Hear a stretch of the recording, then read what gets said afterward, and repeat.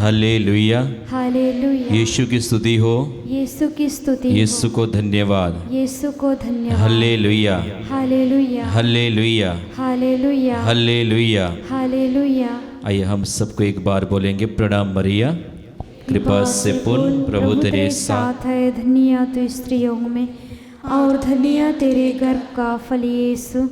हे संत मरिया, परमेश्वर की माँ, प्रार्थना कर हम पापियों के लिए अब और हमारे मरने के समय। आमीन। Hallelujah, hallelujah. Hallelujah, hallelujah. Hallelujah. Hallelujah. जोर से बोलेंगे, प्रभु की स्तुति हो, प्रभु की स्तुति हो। ईश्वर को धन्यवाद। ईश्वर को धन्यवाद। Hallelujah, hallelujah. Hallelujah, hallelujah. Hallelujah. Hallelujah. तो आज हम लोग प्रभु यीशु के वचन सुनने के लिए आए हैं और प्रभु यीशु हम सभी लोगों को यहाँ पर बुलाए हैं। तो आज हम वचन में प्रभु यीशु की हम लोग वचनों को सुनेंगे। प्रभु का वचन कहता है, जब तुम श्रद्धा से मेरी वाणी को सुनता है या सुनती है, मैं उस पर अत्यंत प्रसन्न होता हूँ। Hallelujah, hallelujah. यीशु की स्तुति हो, यीशु की स्तुति हो। तो आज हम लोग एक विषय पर मनन करेंगे कि हमारे जीवन में बहुत सारे दुख, तकलीफ, समस्या है और परिवार में अनेक प्रकार की दुखों से, तकलीफ़ों से गुजरना पड़ता है। लेकिन कभी कभी ऐसा हमारे समस्या होता है, जीवन में दुख आता है कि हम क्या करेंगे, क्या नहीं करेंगे, समझ नहीं पाते हैं। जब हमें कुछ समझ में नहीं आता है तो हमें प्रभु की ओर आना है। किसकी ओर आना है? तो इसके बारे में हम लोग आज मनन करेंगे, आज के वचन मनन करेंगे कि जब हमें कुछ भी समझ में नहीं आ रहा, हमारे जीवन में जब दुख आ जाता है, कभी कभी ऐसा परिस्थिति आता है कि हम जो सोचते नहीं हैं वो हमारे जीवन में हो जाता है। कभी कभी अचानक दुर्घटना हमारे परिवार को तोड़ देता है। कभी कभी हम लोग प्रभु पर विश्वास करते हैं लेकिन जीवन में ऐसी समस्या आती है, हमारी विश्वास टूट जाता है। बड़े बड़े आध्यात्मिक लोग, जिन लोग प्रभु का वचन भी जानते हैं, कभी कभी हमारे जीवन में हम लोग भी टूट जाते हैं।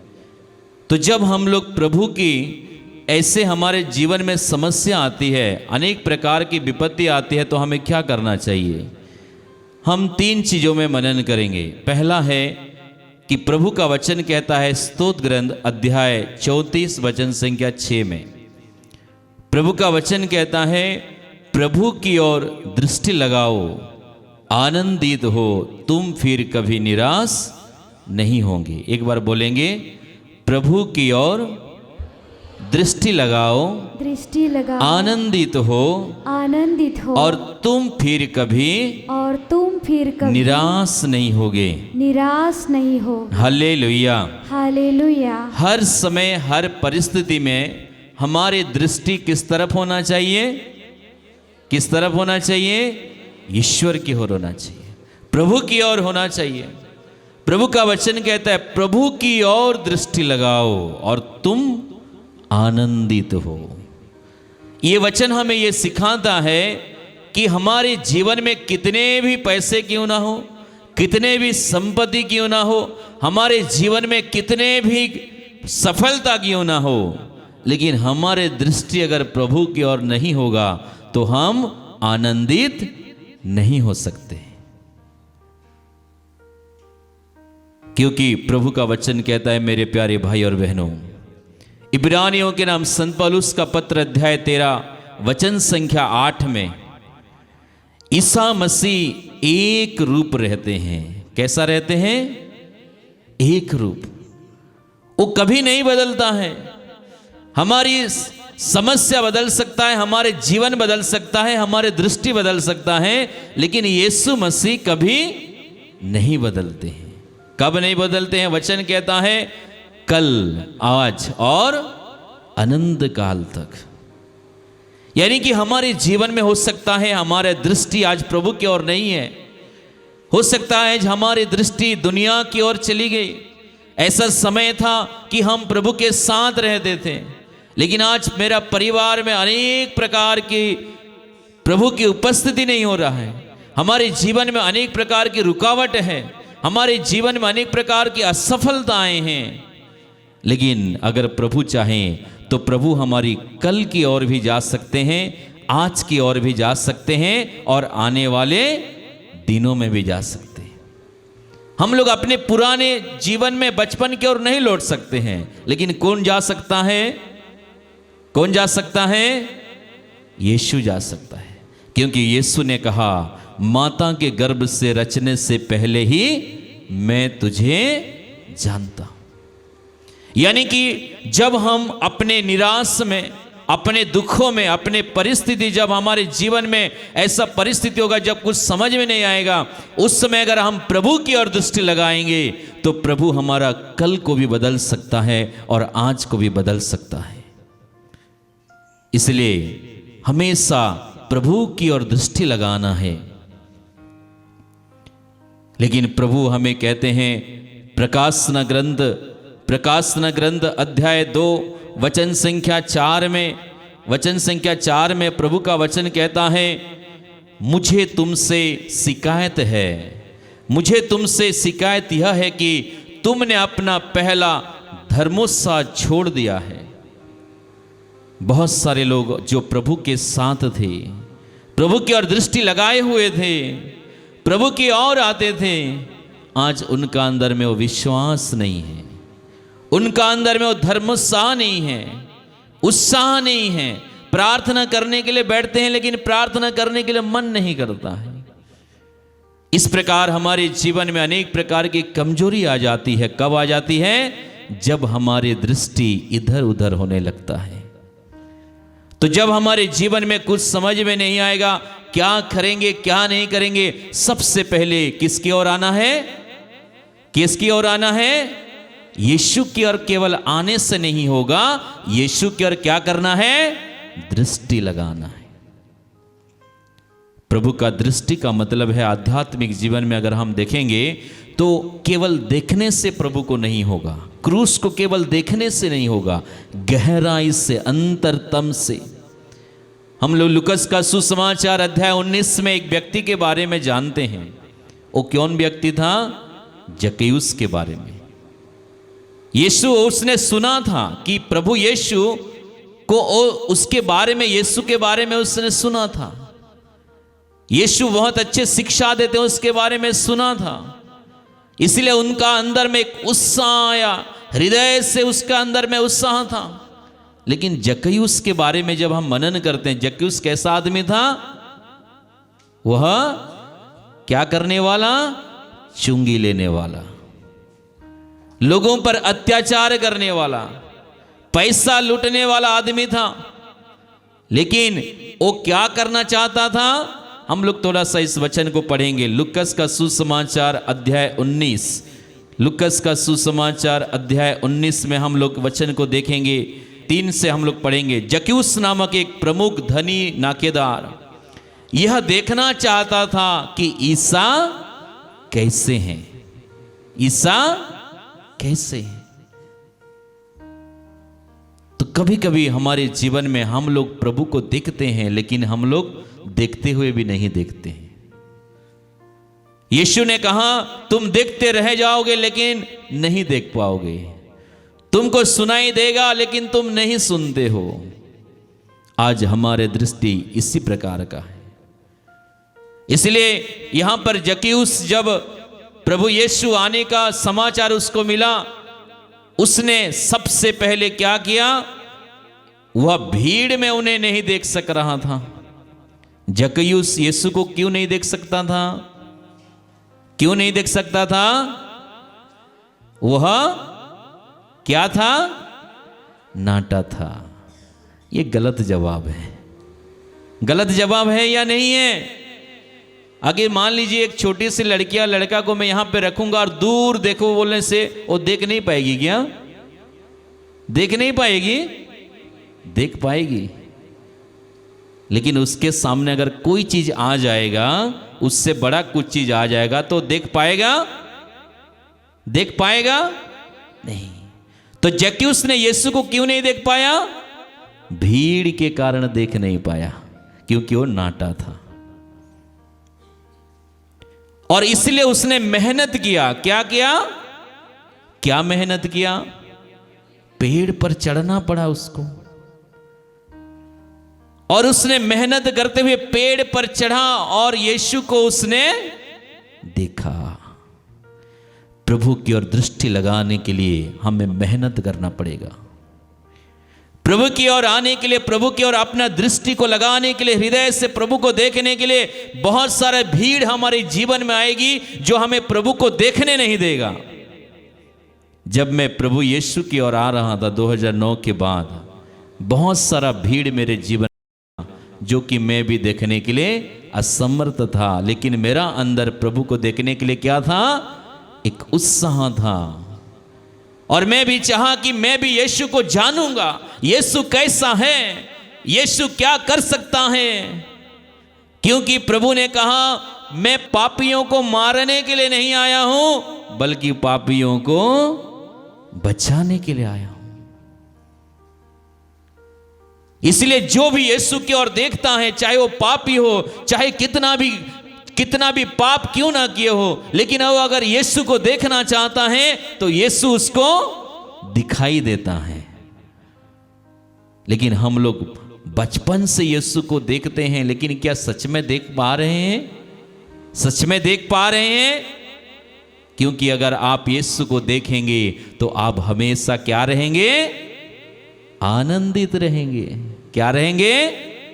प्रभु का वचन में क्या कहा? प्रभु की ओर दृष्टि लगाओ, आनंदित हो, तुम कभी निराश नहीं होगे। लेकिन आज हमारे जीवन में अनेक प्रकार का निराश है, दुख है, समस्या है, तकलीफ है। हमें यीशु से दूसरा कुछ दिखाई देता है। कभी कभी हम अपने जीवन में ये चीज को देखते रहते हैं, मैं बीमार हूं, कभी चंगा नहीं होऊंगा, मैं कभी हो ही नहीं सकता। हमारा दृष्टि इस प्रकार का है, और जिनका दृष्टि इसी प्रकार का बन गया है वो यीशु को नहीं देख सकता है।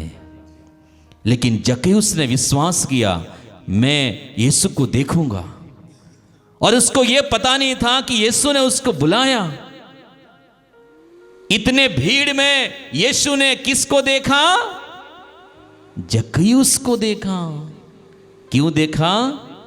क्योंकि वो देखना चाह रहा था।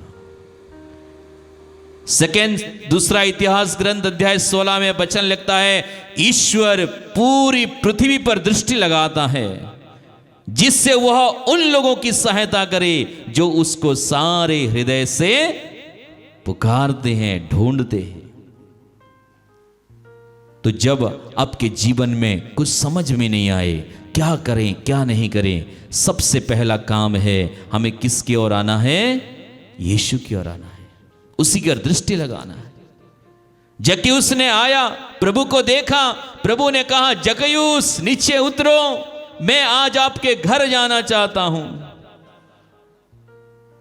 और जक्कैयुस तुरंत नीचे उतरता है और यीशु को अपने घर की ओर लेकर जाता है। लोग कहते थे, देखिए कैसा प्रभु है, कैसा यीशु है जो एक पापी के घर में जा रहा है।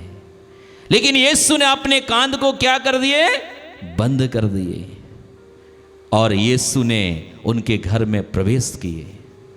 प्रवेश करने के बाद जक्कैयुस का मन परिवर्तन हो गया। केवल मन परिवर्तन नहीं हुआ, जीवन बदल गया। और उसने कहा, प्रभु मैं जिन लोगों से संपत्ति लूटा हूं, देखिए मेरी जो आज संपत्ति है मैं गरीबों को दे दूंगा। मैंने जिन लोगों के साथ किसी बात में बेईमानी की है, उन्हें उनका 4 गुना लौटा दूंगा। यीशु ने उससे कहा, तुम पापी है बोल के कभी कहा था? यीशु ने कभी कहा कि जक्कैयुस तुमने लूटा है, ऐसा कहा? यीशु किसी भी पापी को नफरत नहीं करता है। यीशु पाप को नफरत करता है। क्या को नफरत करता है? पाप को। और जक्कैयुस ने जब एक कदम बढ़ाया, यीशु ने 10 कदम आगे बढ़ाया। ईश्वर का वचन कहता है, आप ईश्वर के पास आए और ईश्वर आपके पास आएगा। हम लोग देखते हैं पेतरुस ने कहा, प्रभु मैं भी आना चाहता हूं। दूर से देखा पेतरुस ने, और प्रभु ने कहा, आ जाओ। और जब तक पेतरुस की आंखें यीशु की आंखें पर टिकी हुई थी, उस समय तक पेतरुस को कुछ नहीं दिखाई दे रहा था। बस क्या दिखाई दे रहा था? यीशु दिखाई दे रहा था। लेकिन जब उसका नजर किधर चला गया? इधर उधर होने लगा, पानी की ओर होने लगा, समुद्र की लहर को देखने लगा, तो क्या होने लगा?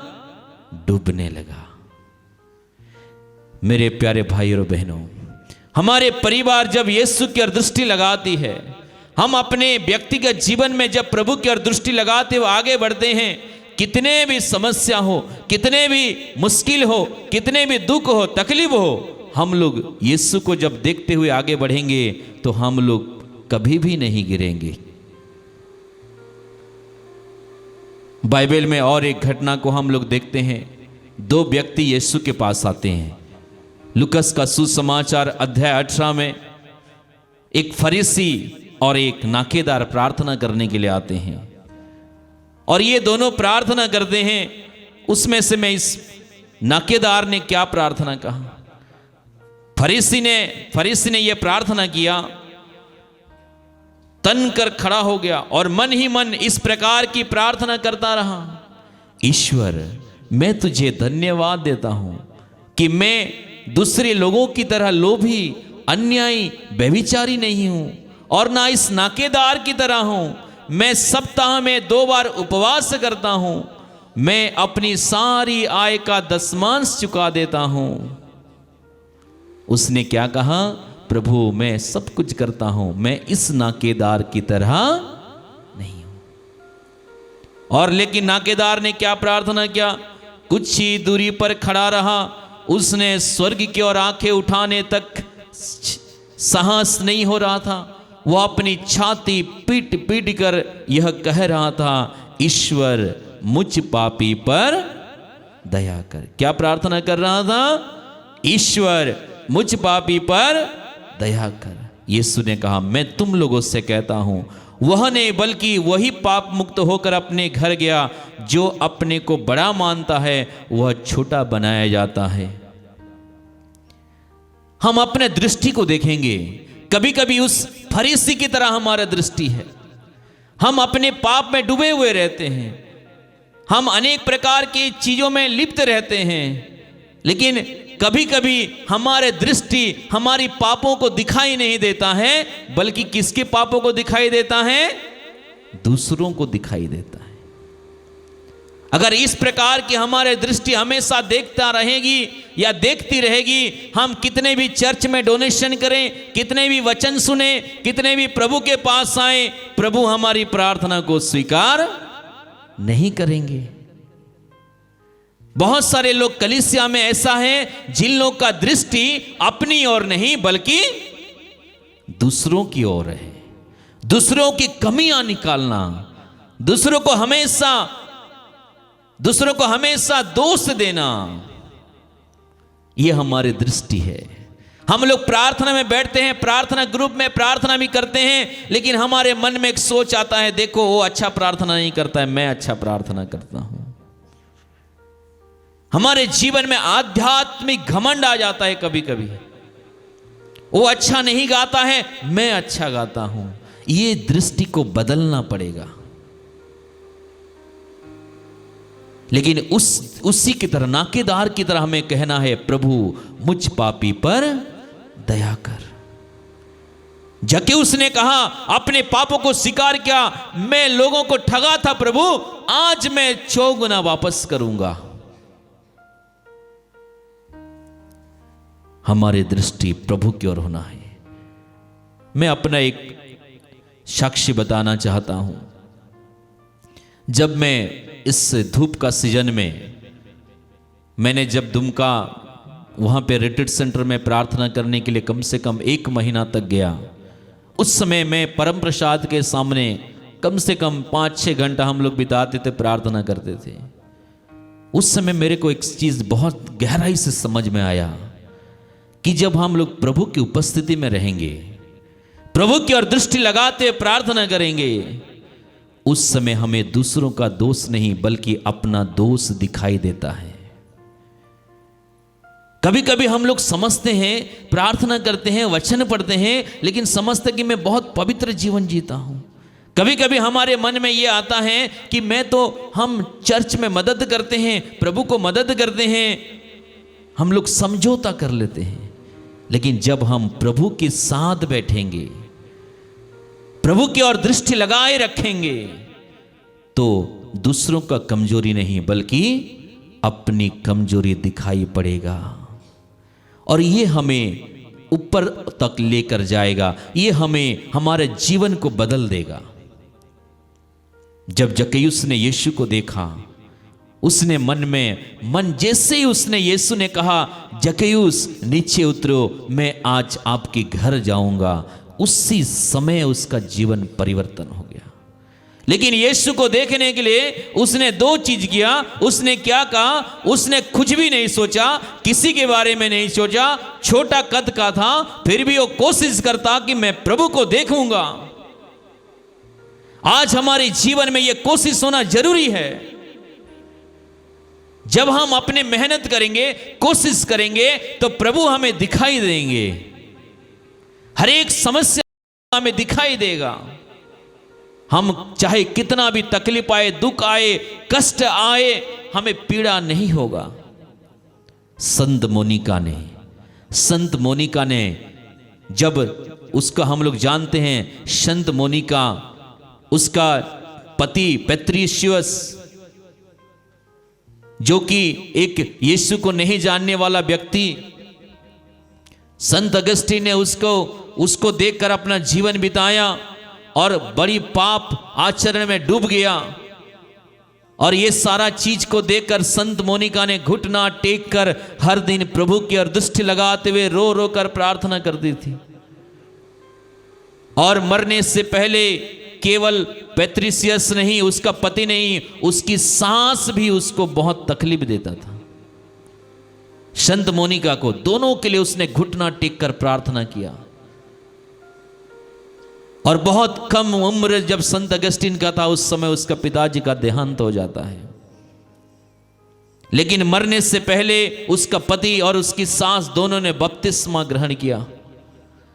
और जब पता चला कि अगस्तीन भी पाप में डूब गया है, पाप में गिर गया है, उसको बहुत बड़ी दुख हुआ, झटका लगा, और वो टूट गई, बिखर गई, बहुत टूट गई थी।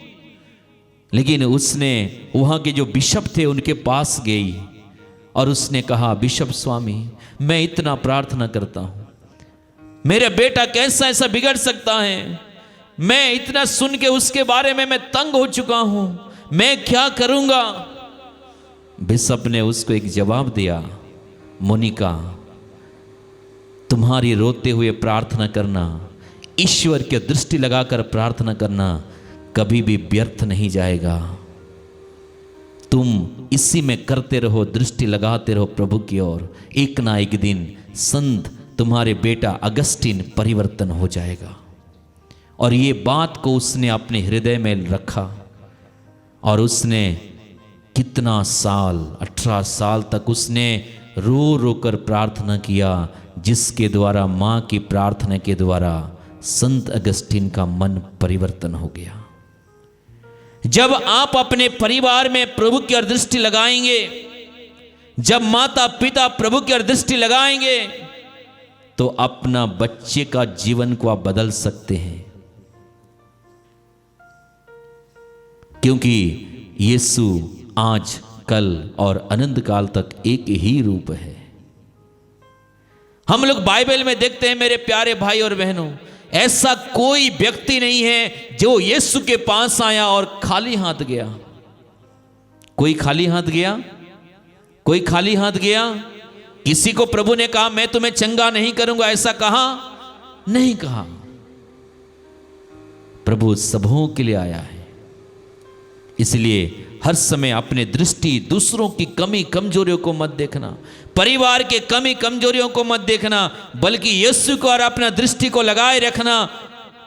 क्योंकि प्रभु का वचन कहता है, प्रेरित चरित अध्याय 16 वचन संख्या 31 में, प्रेरित चरित अध्याय 16 वचन संख्या 31 में प्रभु का वचन कहता है यदि तुम प्रभु पर विश्वास करोगे तो प्रभु तुम्हें और तुम्हारे परिवार को मुक्ति प्रदान करेगी। वचन को हम लोग एक बार बोलेंगे, हालेलुया।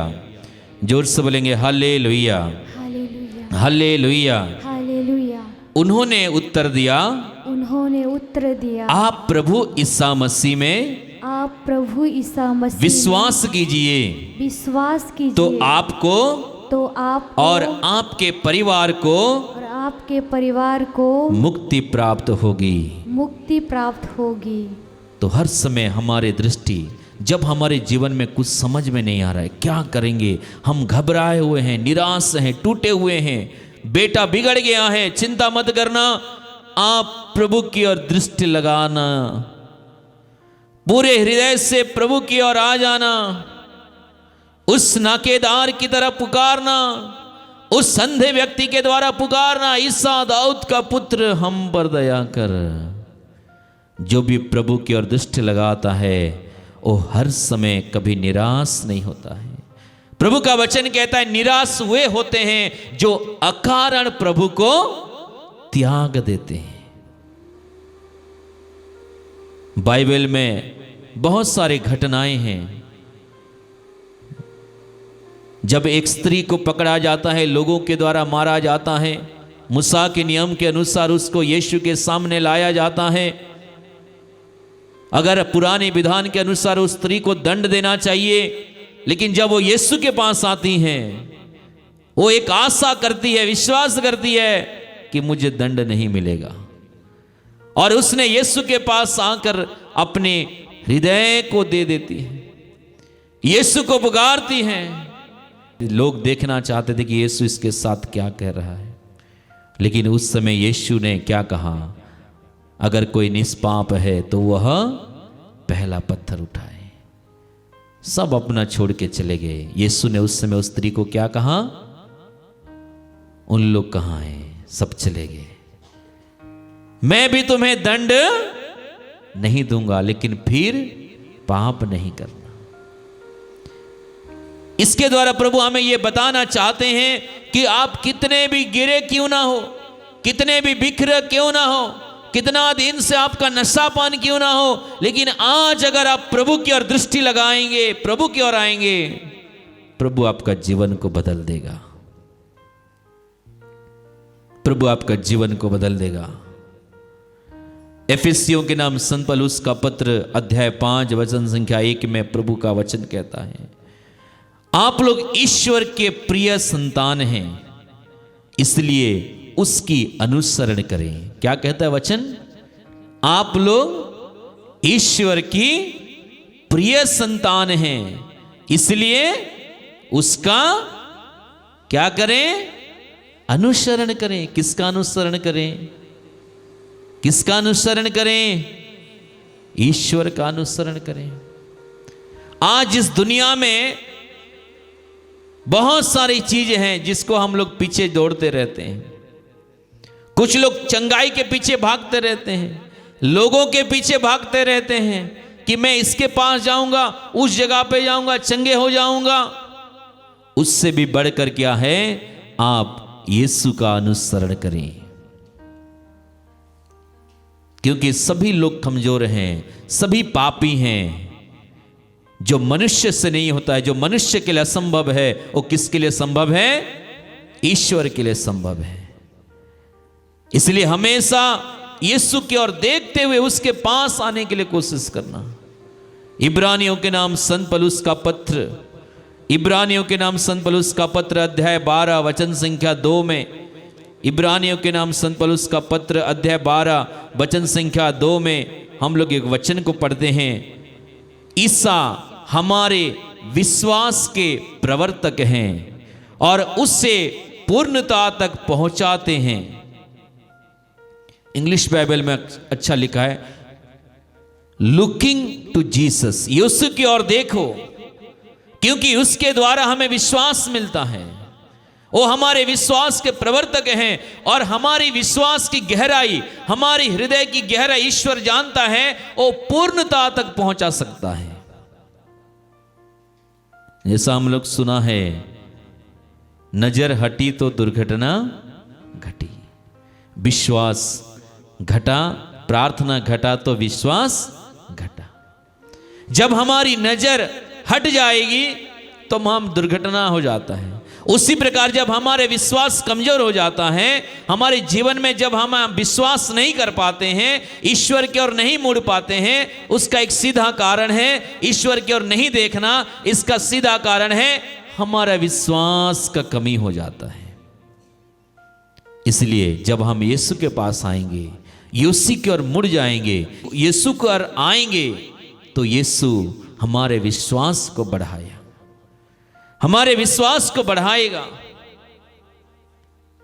तो सबसे पहले जब हमारे जीवन में कुछ भी समझ में नहीं आ रहा है, कुछ भी नहीं समझ में आता है, कुछ भी क्या करें नहीं करेंगे समझ में नहीं आता है, तो सबसे पहले क्या करना है?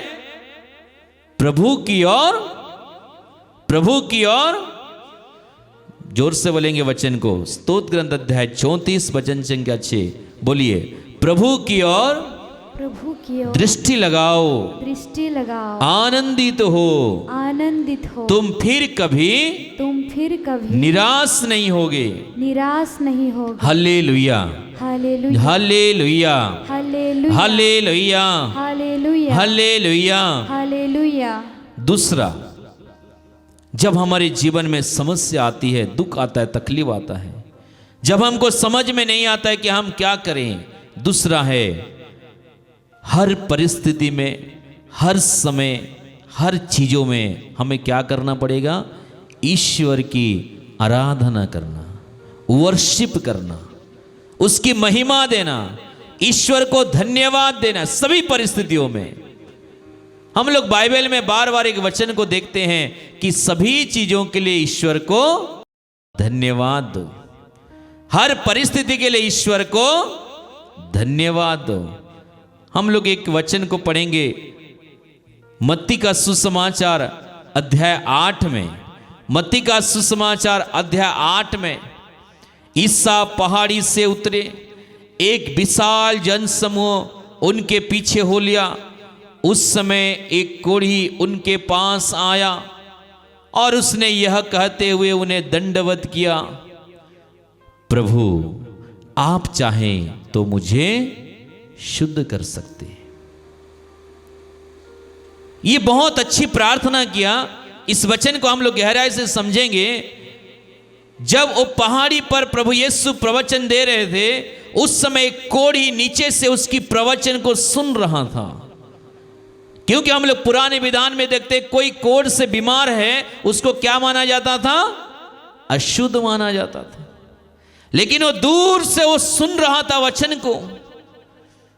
और जैसे यीशु पहाड़ से उतरते हैं, उस समय वो कोढ़ी उनके पास आता है और सबसे पहले क्या करता है?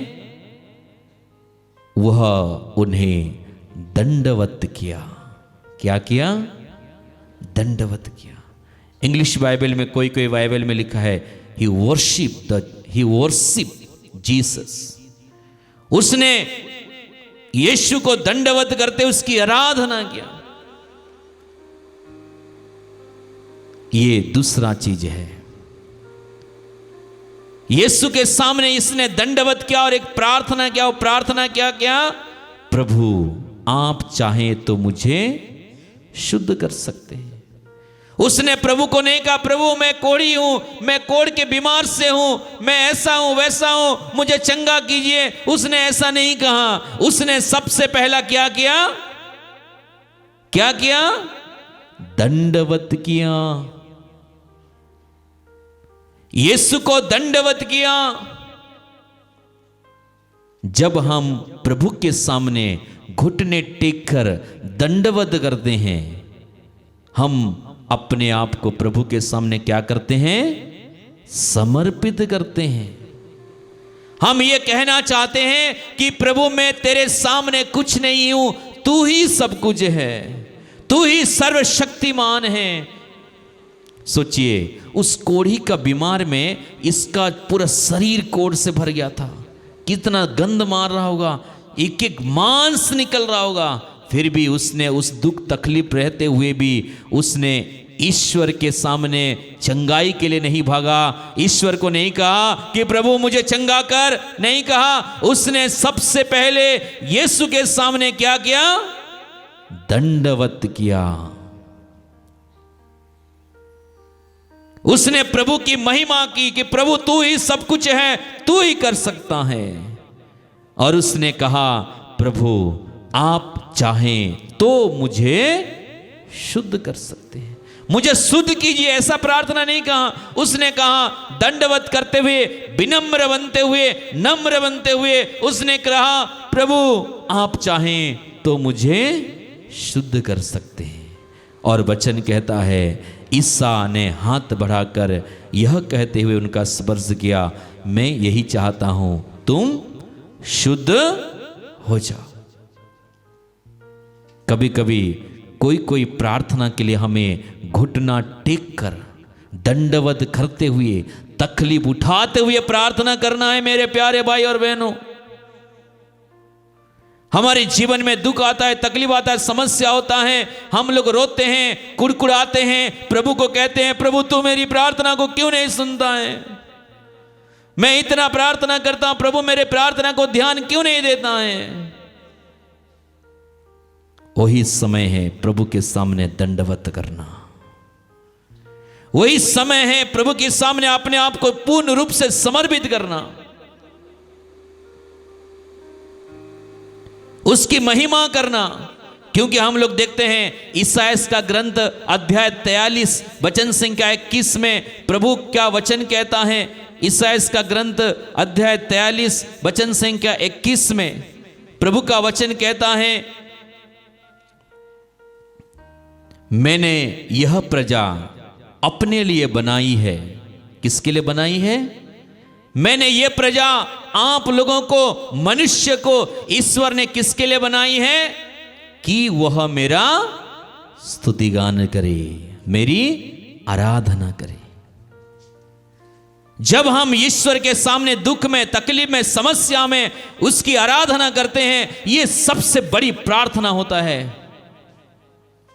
क्योंकि हम लोग बाइबल में देखते हैं जब यीशु का परीक्षा हुआ उस समय शैतान ने यीशु से कहा यदि तुम मेरी आराधना करोगे, क्या करोगे? तो मैं सारा वैभव तुम्हें दे दूंगा। यीशु ने इस समय क्या उत्तर दिया? वचन में लिखा है केवल ईश्वर की ही आराधना होना चाहिए। जब हम लोग महिमा करते हैं, स्तुति करते हैं, आराधना का बात आता है तो बहुत सारे लोग समझते हैं कि गीत गाना है, स्तुति करना है, जो कि मुंडा गांव में करते हैं, जो कि आश्रम में हालेलुया स्तुति करते हैं। स्तुति कई प्रकार की होता है। बिना गीत के द्वारा, बिना म्यूजिक के द्वारा हम लोग ईश्वर की आराधना कर सकते हैं कि नहीं? कैसा कर सकते हैं? हम लोग अपने आप को दंडवत करेंगे, ईश्वर के सामने घुटने टेकेंगे, हाथ को जोड़ेंगे, अपनी प्रार्थनाओं को बोलेंगे, प्रभु को बोलेंगे प्रभु धन्यवाद देता हूं। क्योंकि प्रभु अपने वचन में कहता है प्रभु दुखियों से दूर नहीं है, जिनका मन टूट गया प्रभु उन्हें संभालता है। बहुत सारे लोगों की प्रार्थना ऐसा है, केवल कुड़कुड़ाना, केवल प्रभु को बोलना, कंप्लेन करना, प्रभु मेरे पास ये नहीं है, वो नहीं है। जब हम लोग बहुत दिन तक बीमार होते हैं तो हमारी दृष्टि बीमारी की ओर चली जाती है और हमारा विश्वास किसकी ओर चला जाता है? बीमारी की ओर चला जाता है। और हम लोग सोचते हैं वो बीमारी ले मेरे सब कुछ है और ये बीमारी तो कभी छूटने वाला ही नहीं है। लेकिन जब हम ये विश्वास करेंगे कि यीशु इस बीमार को चंगा करेगा तो करेगा। आज हम दिन भर में प्रभु की आराधना कर सकते हैं, अपने बातचीत के द्वारा, अपने वचन पढ़ने के द्वारा ईश्वर की आराधना करते हैं। हर चीजों में हम जैसे बोलेंगे वैसे आराधना होगा, केवल गीत गाने से नहीं। तो यहाँ पे ओ कोढ़ का बीमार वाला व्यक्ति हे प्रभु मुझे चंगा कर, मुझे शुद्ध कर, गीत गा सकता था कि नहीं गा सकता था? उसने ईश्वर के सामने क्या किया? दंडवत किया। जब आपका जीवन में तकलीफ दुख आता है तो मेरे प्यारे भाई और बहनों, आप लोग सीधे ईश्वर की ओर चरणों में आ जाना। किसी लोगों के पास अपने दुख को मत बताना, किसी को आराधना नहीं करना। लेकिन यदि अगर हम अपने जीवन में बीमार होते हैं, मैं ये नहीं कह रहा हूं कि डॉक्टर के पास नहीं जाना चाहिए, डॉक्टर के पास जाना है, लेकिन हमारे जीवन में डॉक्टर के पास जाने से पहले सबसे पहले किसकी आराधना करना है? ईश्वर को अपनी बीमारी को बताना है। बहुत सारे लोगों के पास आज पैसा है, सब कुछ है, इसलिए हम लोग अपने पैसा की आराधना करते हैं। लोगों के पास समय नहीं है वचन सुनने के लिए। ईश्वर की ही आराधना होना है। जब हम दिन भर अपने बारे में सोचते रहेंगे, बुराई को सोचते रहेंगे, गलत गलत चीजों को सोचते रहेंगे, तो हम लोग उसी तरह आराधना कर रहे हैं। हम दिन भर अगर किसी का चुगली करते रहेंगे तो क्या होगा? हमारी आराधना किसकी ओर हो रहा है? किसको हम लोग आराधना कर रहे हैं? किसकी आराधना कर रहे हैं? शैतान की आराधना कर। लेकिन जब हम हर समय धन्यवाद देंगे, हर परिस्थिति के लिए धन्यवाद देंगे, ईश्वर को धन्यवाद देते रहेंगे, तो हम किसकी आराधना कर रहे हैं? ईश्वर की आराधना कर रहे हैं। तो मेरे प्यारे भाई और बहनों, सबसे पहले हमारा दृष्टि ईश्वर की ओर होना है। दूसरा, हम हर समय प्रभु को हर चीजों के लिए धन्यवाद देना है, उसकी आराधना करना है, हर परिस्थिति में प्रभु को याद करना है, क्योंकि ईश्वर ने कहा, मैंने यह प्रजा इसलिए बनाया कि वह मेरा स्तुतिगान करेगा। जब हम दुख में, तकलीफ में, समस्याओं में प्रभु को महिमा देते हैं तो प्रभु को बहुत अच्छा लगता है। और प्रभु ये देखना चाहता है कि वो मुझे कैसा याद करता है। बाइबल में हम लोग अनेक घटनाओं को देखते हैं। पौलुस और सिलस को जब जेल में डाल दिया गया, उस समय उन लोग क्या किया? रात भर ईश्वर की आराधना किया, स्तुति किया, और वहां पे एक बहुत बड़ा चमत्कार हुआ। वो चमत्कार क्या था? ईश्वर ने जेल के दरवाजे को खोल दिया, भूकंप हो गया। जब हमारे जीवन में हम ईश्वर को पहला स्थान देंगे, उसकी दंडवत करते प्रभु की आराधना करेंगे, तो हमारे जीवन में भी भूकंप होगा। क्या भूकंप होगा? हमारे सारे बंधन टूट जाएगा, हमारे परिवार में आशीष आएगी। हम अपने आप को देखें कि आज हम ईश्वर की आराधना कर रहे हैं या किसकी आराधना कर रहे हैं? क्या आज हमारे जीवन से यीशु संतुष्ट है, या हमारे जीवन में, हमारे परिवार से क्या यीशु प्रसन्न है? जब यीशु आपके परिवार में आएंगे तो केवल आपको मुक्ति नहीं मिलेगा, आपके परिवार के हर एक सदस्य को प्रभु मुक्ति प्रदान करेगा। तीसरा चीज ये है, जब हमें कुछ समझ में नहीं आएगा, रोमियो के नाम संत पौलुस का पत्र अध्याय 5 वचन संख्या 5 में एक वचन कहता है, 5 में प्रभु का वचन कहता है, आशा व्यर्थ नहीं होती क्योंकि ईश्वर ने हमें पवित्र आत्मा प्रदान किया है, और उसके द्वारा ही ईश्वर का प्रेम हमारी हृदय में उमड़ पड़ा है। आशा बनाए रखना, किस पर आशा बनाए रखना? यीशु पर। बहुत सारे लोग, इब्राहिम ने यीशु पर आशा बनाया, कितने लोग ईश्वर पर आशा किया। दानियल को सिंह के गड्ढे में डाल दिया, लेकिन यह आशा था और वो जानता था कि ईश्वर मुझे हर संकट से बचाएगा। आशा करते हुए प्रभु की ओर आए, विश्वास करते हुए प्रभु की ओर दृष्टि लगाए, उसके दंडवत करें, उसकी आराधना करें। कितने भी समस्या क्यों ना हो, प्रभु यीशु सारी समस्याओं को हमसे दूर करेंगे। इसलिए प्रभु का वचन में लिखा है, मेरे प्यारे भाई और बहनों, स्तोत्र ग्रंथ अध्याय 34 वचन संख्या, स्तोत्र ग्रंथ अध्याय 34 प्रभु का वचन कहता है 7 में, 34 का 7 में, दीनहीन ने प्रभु की दुहाई दी, प्रभु ने उसकी सुनी और उसे हर प्रकार के संकट से बचाया। दीनहीन होकर ईश्वर की ओर दृष्टि लगाएं, उसको पुकारें, आशा बनाए रखें, क्योंकि आशा व्यर्थ नहीं होती। आंखों को बंद करेंगे, आंखों को बंद करेंगे सब कोई। इस समय प्रभु की महान उपस्थिति हमारे बीच में है।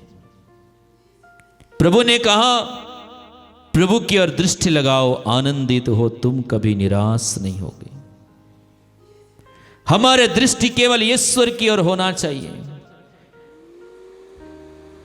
हम बहुत सारे लोगों को दोष लगाते हैं, बहुत सारे लोगों के बारे में चुगली करते हैं, अनेक प्रकार की लोगों बिना जाने लोगों को फंसाते हैं। यह हमारा गलत दृष्टि है। अपना दृष्टि को प्रभु की ओर लगाइए, प्रभु की ओर लगाइए। उस फरीसी की तरह नहीं, बल्कि उस नाकेदार व्यक्ति की तरह, उस कोढ़ी की तरह कहिए, ईसा गुरुवर मुझ पर दया कर। जो भी यीशु के पास आता है, यीशु उसे खाली हाथ नहीं जाने देगा। केवल यीशु को दंडवत करना, यीशु की अनुसरण करना, यीशु को देखना अपने जीवन में। यीशु वचन में कहता है, डरो मत, मैं तुम्हारे साथ हूं, चिंता मत करो, मैं तुम्हारे ईश्वर हूं। प्रार्थना करेंगे, हे प्रभु यीशु, जोर से बोलेंगे, हे प्रभु यीशु, हे प्रभु यीशु, अपनी दृष्टि हर समय हर समय तेरी ओर लगाने के लिए हमें कृपा दीजिए। हर समय हर परिस्थिति में हे प्रभु यीशु, तुझे धन्यवाद देने के लिए हे प्रभु यीशु, हमें कृपा दीजिए। हे प्रभु यीशु, जब मेरा विश्वास कम हो जाता है, मेरा विश्वास को बढ़ाने के लिए कृपा कीजिए। तुझ पर आशा बनाए रखने के लिए मुझे कृपा दीजिए। हे यीशु, मुझ पापी पर दया कर, मुझ पापी पर दया कर।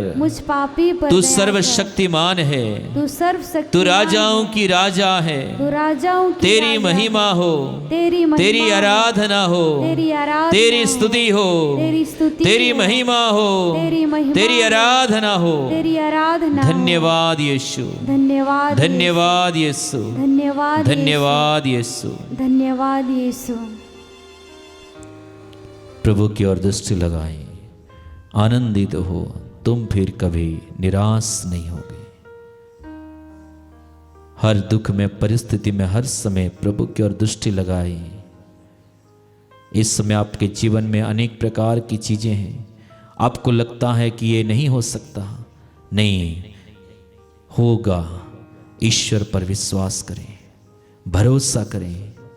सब कोई बोलेंगे, प्रणाम मरिया, कृपा से पूर्ण प्रभु तेरे साथ है, धन्य तू स्त्रियों में और धन्य तेरे गर्भ का फल यीशु।